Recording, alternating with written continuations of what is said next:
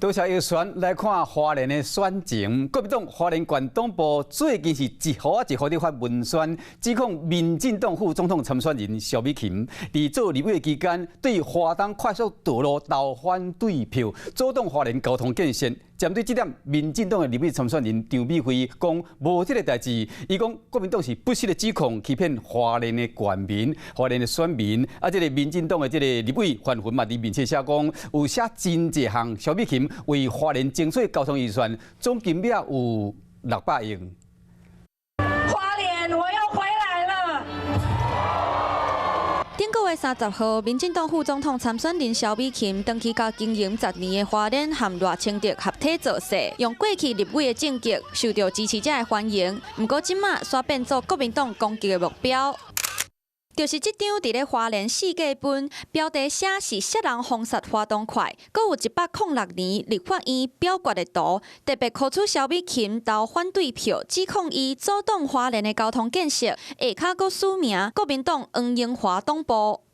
内容其实是非常的偏颇、非常的不实的指控哦。萧美琴在花莲的政绩、时机都是可以拿出来，都是经得起检验的。那这个文宣哦，其实是在欺骗花莲县民。民进党立委范云也伫面册铺文，指控国民党抹黑，阁讲萧美琴作立为花莲争取拓宽台九线预算140亿，花东铁路电气化62亿，阁有16亿用伫咧提升道路品质。批评国民党当年杯葛前瞻，当时作立委的县长徐正伟人伫倒。范云立委毕竟不是花莲人。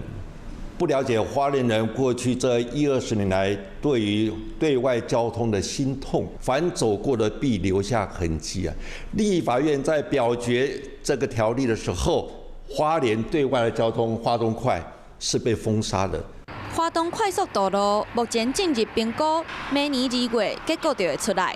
核定了后，也需要10年的工期。是啥人甲花莲人转去的路切断？选前政治人物个人讲个人的。Hello， 我是庄慧琪。想要抢先掌握最及时的新闻资讯吗？赶快订阅、按赞、开启小铃铛，锁定华视新闻 YouTube 频道。